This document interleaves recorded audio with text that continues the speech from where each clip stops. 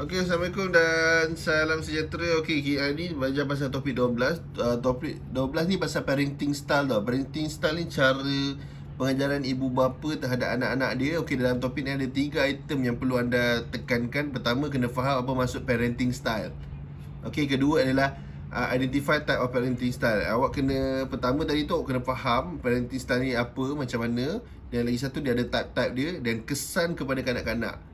Okey, dekat sini kita akan go through development of psychology have been long interested in how parent affect children development. However, finding the actual cause and the effect link between specification action of parent and later behavior.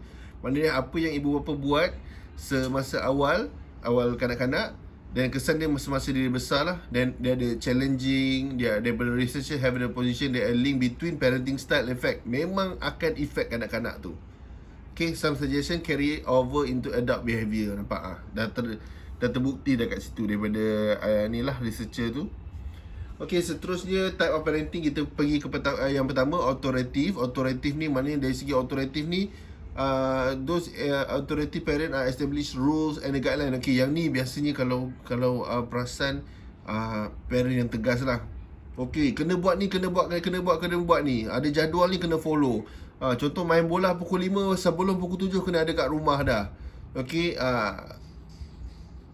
inilah authoritative parent are responsive to the children and willing to listen the question. This parent expect the great deal of the children but they provide warmth. Okay, maknanya awak as a parent membagi sangat kurang dan awak meng-expect anak awak untuk memberi lebih. Contoh belajar. Okay, belajar dapat A. Ayah nak awak dapat A. Ibu nak awak dapat A. Kan? Dah pergi sekolah semua kan? Dah beli buku apa semua, bag semua dah, mesti dapat A. No. Okay?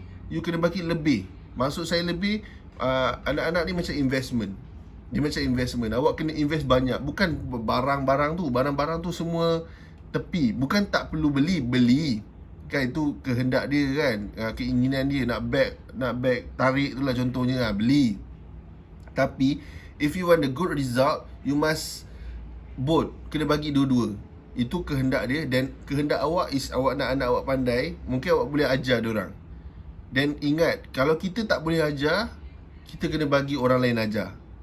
Hantar pergi tuition, hantar pergi kelas tambahan, barulah anak awak boleh dapat ni. Dan jangan ingat tempat mahal. Okey, ini daripada contoh Cambridge lah. Okey, cikgu untuk English ni belajar dekat kelas Cambridge ni. Kelas Cambridge ni bayar 150. Bagus, confirm lah semua kan. No. Even awak mengajar dekat kelas biasa pun bayar RM20, RM30. Kalau cikgu tu ajar betul-betul, kan awak akan dapat result yang baik kat anak awak tu. Tempat nombor 2. Contoh macam college kita. College kita biasa je college kita. Tapi awak kena ingat beza contoh UPSI dekat Tanjung Malim. Apa yang ada kat Tanjung Malim tu? Awak belajar dekat Cybernetic International contoh. Kan apa dekat kita Pavilion 10 minit. Kan Pavilion 10 minit. 15 minit 10 minit lah. Pavilion 10 minit, Times Square 10 minit, Sunway Velocity 5 minit, IKEA 5 minit. Kan ada Grab, ada apa lagi, macam-macam. So itu membezakan college kita dengan tempat lain. Even orang cakap aku belajar kat universiti lah, belajar kat mana pun sama je. Nak dengan tak nak belajar, tu je. Okay, so authoritative parent ni dia macam tu. Dia meng-expect tinggi terhadap anak dia. Tapi untuk give something, dia berfikir, mahal lah ni lah mahal lah. So anak awak ni dia akan jadi macam kat pendam. Kan. So bila dia keluar, dia jadi benda lain. Tu yang jadi ada culture shock lah, apalah semua disebabkan macam tu lah. So jadi permissive parenting not as a permissive parenting, sometimes referred to as the indulgent parent, had a few demand to make their children. These parents rarely discipline their children because they have a relative low expectation of the maturity and self-control. Yang ni dia tak expect tinggi kat anak dia. Kan, dari segi apa ke, perangai ke apa ke. Tapi permissive parent are more responsive. Mana responsive more responsive than they are demanding. maknanya dia responsif terhadap anak dia. Kan anak dia nak tu, nak ni kan, ayah barang ni tak cukup ni, dia okey. Kan, tapi dia tak demand sangat. They are non-traditional and lenient, do not require mature behaviour, allow the considerable self-regulation and avoid the confrontation. Permissive parents are generally nurturing and communicative. Their children often taking a status of the friend more than the parents. Yang ni lah. Suka membanding-bandingkan dengan orang lain lah. Tak boleh macam tu. Kan, orang tu macam orang tu lah, orang ni macam ni lah. Kan, sebab didikan berbeza. Kan, contoh macam saya dulu, saya ada kawan tau. Saya 3 orang kawan. Bapak saya polis lah, mak saya kerja manager kilang. Yang kawan saya seorang ni, mak dia cikgu, bapak dia engineer. Kita belajar, tengok bila result keluar ada perbezaan kat situ. Okay, yang kawan saya ni memang pandai lah. Nombor dekat sekolah tu daripada 200, dia nombor 1 lah. Saya pun tak tahu kan apa yang dia makan, apa yang dia belajar. Kan, bila tengok main-main je. Kan, pergi tuition sama apa semua, tapi result berbeza. So bila kaji balik, bila dah besar balik, kenapa dia macam ni? So saya tengok, bapak dia engineer. Okay, bapak dia engineer, belajar kat overseas. Bapak saya STP je. Kan, kerja polis. So bab-bab jenayah bapak saya champion lah. Tapi bapak dia engineering, English pun okey sebab belajar kat overseas. So itu perbezaan dia. Kan, so saya tak boleh expect macam aku nak jadi engineer lah. Sebab siapa saya nak rujuk, boleh jadi tapi lebih kurang dalam less than 10% lah akan jadi. Sebab siapa saya nak rujuk. Okay, kalau macam contoh simple, kakak saya polis. Kenapa dia jadi polis? Sebab dia minat, mungkin dia tengok bapak saya ke, dia tengok TV ke apa ke, dan dia boleh rujuk. Okay pak, ni section ni berapa ni section ni apa, bapak saya boleh explain. Bila saya cakap, pak macam mana nak mengajar macam ni based on dia punya experience lah, bukan fakta. Itu perbezaan antara fakta dengan pengalaman. Tapi pengalaman memang mahal lah. Okay, fakta is fact lah, betul. Okay, uninvolved parent lagi lah, tak boleh buat macam ni. Okay, tak boleh macam ni lah. Okay, uninvolved ni macam tak boleh tahu. Aku bagi duit, pandai-pandai lah. Aku hantar tuition, aku tahu kau dapat A. Tak boleh. Kan, you kena give something lah, bagi attention, tanyalah macam kita macam parent kan, kena involve juga. Walaupun awak bapa, emak lagi lah, kena involve. Bapa, jangan, okay, contoh selalunya benda macam ni yang travel jauh lah, macam jauh-jauh macam pilot ke, driver ke kan. Okay, see you next week, see you next month, yang bawa kapal tu kan, yang kerja kapal kan, kerja 3-4 bulan sekali bawa balik. So anak-anak awak ni akan kurang kasih sayang kat situ. Tapi yes, betul, ada teknologi semua, tapi tak sama. Tak ada sentuhan, cium, peluk, tak ada. Benda tu kena ada, walaupun dah besar. Awak nak malu apa cium mak awak, cium bapak awak? Ingat selagi ada, hargailah. Kan, nak cium lah apa, nanti kalau dah tak ada macam mana? Kan, nak cium apa? Nak cium kat tanah tu, nak cium kat batu nisan tu. Kan, tak sama. So bila ada, ni lah. Okay, impact memang berkesan benda tu. Kan, kalau kita dah didik anak kita kasar semua, bila dah besar dia memang jadi macam tu lah. Okay, sebab awak dah tegas sangat.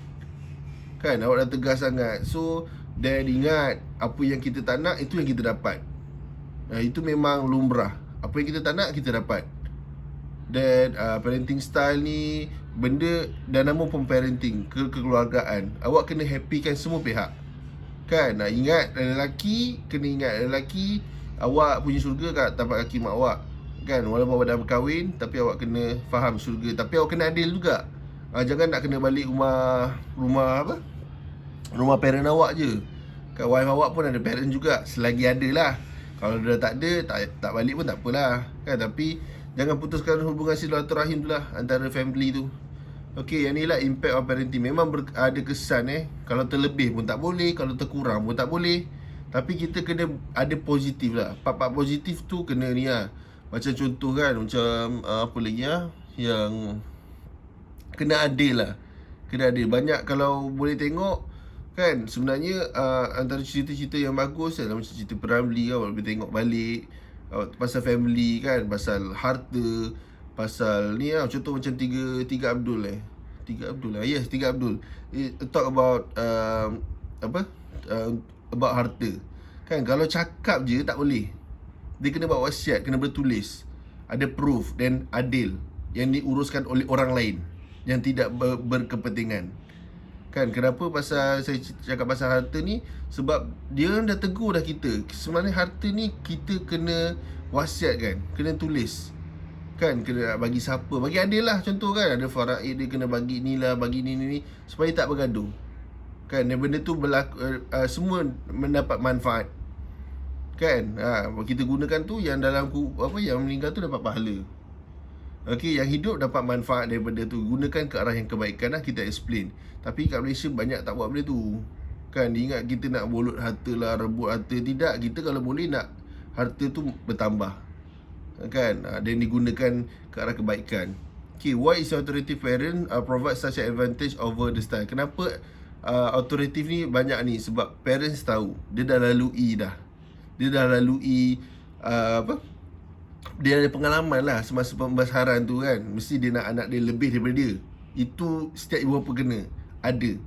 Kalau aku aku SPM, aku nak anak aku dapat STP, tak pun degree ke diploma ke kan. Bila anak awak besar, biar dia lebih daripada awak kan. Bila dia lebih, tapi kena faham, walaupun mak aku tak belajar habis ke apa ke, tapi dia dah berjaya didik. Aku dah jadi hari ni sebab parent aku macam ni kan. So kena hargai benda tu. Dan berterusan, memang zaman ke zaman tu ada perubahan, tapi cara tu tetap sama. Okey, yang ni lah, ada gambar ni awak tengok kita demand. Bila parent nak demand, dia kena ada supportive kan. Bila awak demand something, awak kena ada supportive. Contoh kan, macam bola sepak. Okey, awak nak menang, okey, boleh menang, bukan tak boleh menang. Okay, pertama kena latihan. Lepas tu gaji kena bayar. Lepas tu kena ada allowance. Kalau menang dapat 500 contoh lah. Tak pun kalau menang dapat rumah ke, dapat kereta ke kan. Baru boleh ni, baru adil. Ini ada supportive. Contoh, kau nak menang, lepas tu kau tak nak bayar, tak nak mahal, lepas tu gaji tak bayar kan. Macam mana nak menang? Okay, on demand ni lagi pun tak okey juga. Dia dalam parents lah. Contoh dia adalah, tak kisahlah kau kau belajar, jadi kau habis belajar ke, result kau biasa ke apa ke kan, awak tak expect anak awak apa-apa. So anak awak masa membesar tu, dia rasa macam tak berguna, dia tak ada hal tuju. So kita kena demand kat anak kita, aku nak kau dapat A. Tak dapat A pun tak apa, janganlah sedih.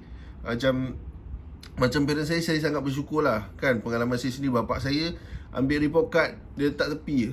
Dia letak tepi report card. Orang lain sibuk nak tengok report card nombor berapa kan. Bapak saya letak tepi, dia cakap, cikgu, anak saya kat sekolah macam mana? Soalan tu menakutkan tu. Nasib baik dah deal dengan, dah counting dengan cikgu. Cikgu pun jawab elok je. Okey, anak cik macam ni. Kat sekolah dia macam ni kan. Lega kan. Ada parent dia akan tengok, result anak aku ni macam ni lah. Kenapa macam ni lah? Kenapa B lah? Kenapa C lah? Kan. Macam parent saya tak, dia ambil report card, dia tutup, dia tolak tepi. Dia tanya macam mana anak dia kat sekolah. Macam kan. Kawan-kawan lain pun tengok, wah, bapak kau lain lah kan. Lain orang, lain cara dia. Tapi yang baik kita ambil lah, yang buruk kita tinggalkan. Okay, quick tutorial. You know about the parenting style. Awak kena faham parenting style tu apa, cara mendidik tu macam mana. Lepas tu ada jenis-jenis dia dan impact, kesan dia terhadap kanak-kanak tu. Okay. So alhamdulillah lah, macam saya punya adik-beradik, alhamdulillah tiga-tiga successful lah ke arah masing-masing. Arah beza macam kakak saya arah undang-undang, saya education, adik saya masak, sangat lari kan. Tapi semua ikut sendiri lah, ikut apa yang bukan parent yang tentukan lah. Kau nak belajar apa, kau pergi kan. Tapi kena ingat, jangan tak ada demand. Bila awak tak ada demand kan, macam saya dulu belajar, result sampai kat rumah tau. Kertas surat tu sampai kat rumah. So sangat menakutkan lah kalau result tu jatuh kan. So memang awak kena ada demand. Bila awak jadi parent, awak kena demand kat anak awak. Yelah, awak beli, awak keluar duit kan. Macam saya cakap, anak-anak ni investment. Bila awak investment, awak nak something. Okay guys, ada itu je lah kot untuk hari ni, topik 12.